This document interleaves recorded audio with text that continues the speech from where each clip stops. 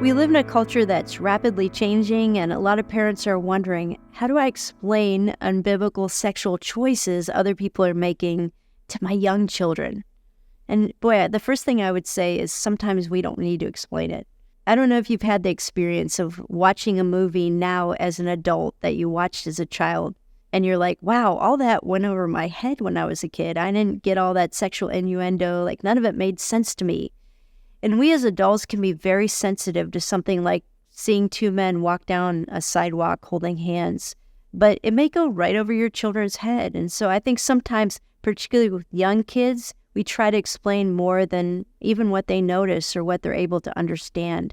The second thing I would encourage you to do is consistently make a distinction between the way your family does things and the way other families or other people do things.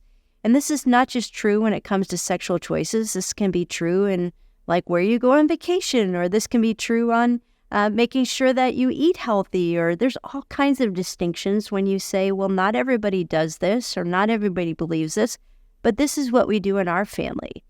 Now, when you do that, what you're doing is you're teaching your kids and drawing some distinction and identity. You know, identity really drives behavior. And one of the things that shapes your children is the fact that they belong to you, they belong to your family, and your family has a certain culture, it has certain values, and so you make different decisions than other people might make.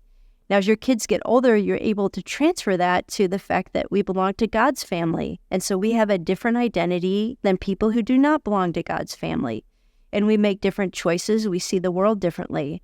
And so that's a really good way of making distinctions between right and wrong behavior without setting up your kids for a framework of saying things that might be judgmental and inappropriate, but understanding that there is a distinction of being God's child.